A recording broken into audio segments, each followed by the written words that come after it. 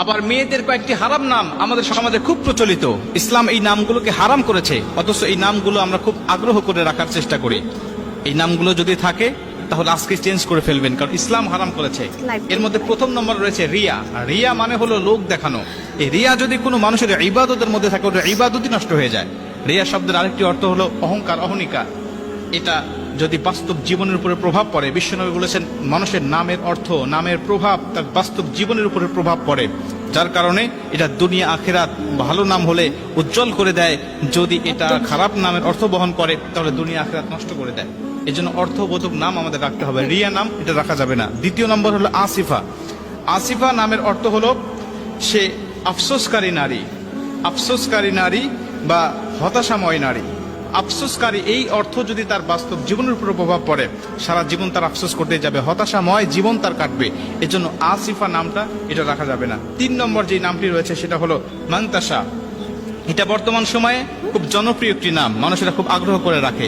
আগ্রহ করে রাখার পিছনে একটি কারণ আছে, সেটা হলো এর আবিধানিক যে আরবি অর্থটা আছে এটা আমরা অনেকেই জানি না। গুগলে সার্চ দিয়ে আমরা অর্থ খুঁজি, অর্থ দিয়ে মাংতাসার অর্থ খুঁজতে গেলে গুগল বলবে এর অর্থ হলো যে সে হলো গুরুত্বপূর্ণ বা মূল্যবান, এর অর্থ আসবে গুগলে। কিন্তু প্রকৃত আরবি অক্ষর আল্লাহ পাক সূরা আল ইমরানের মধ্যে বলে দিয়েছে, অত ইজ্জু মাংতাসা অত জিল্লু মাংতাসা বিয়াদিকাল খাইর। এর আবিধানিক আরবি অর্থ হলো, এর অর্থ হলো যে তুমি যা ইচ্ছা তাই করো, তুমি যা ইচ্ছা তাই করো। আল্লাহ পাক বলেন আমি যাকে ইচ্ছা সম্মান দান করি, যাকে ইচ্ছা আমি আল্লাহ পাক বেইজ্জতি দান করি। এজন্য আল্লাহ পাক বলছে অত ইজ্জু মাংতাসা অত জিল্লু মাংতাসা। এই মাংতাসাটা আমরা এটাকে ব্যবহার করি খুব ভাবি যে আরবি কোরআনের মধ্যে আছে নামটা, কোরআনে থাকলেই যেটা ব্যবহার করতে হবে বিষয়টা এমন নয়। কোরআনে খিনজিরের কথাও রয়েছে, এটা তো মানুষ ইচ্ছা করে এই নামগুলো রাখবে না। অতএব অর্থটা কোনটা হয় এটা আমাদের খেয়াল রাখতে হবে। 4 নম্বরে যে নামটি রাখতে আমাদের সমাজে দেখা যায় খুব, সেটা হলো মাসুমা।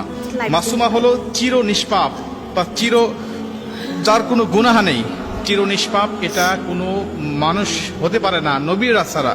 একমাত্র চির নিষ্পাপ, যার কোনো গুনাহ নাই, একমাত্র নবীরা। মানুষের কম বেশি গুনাহ থাকবে।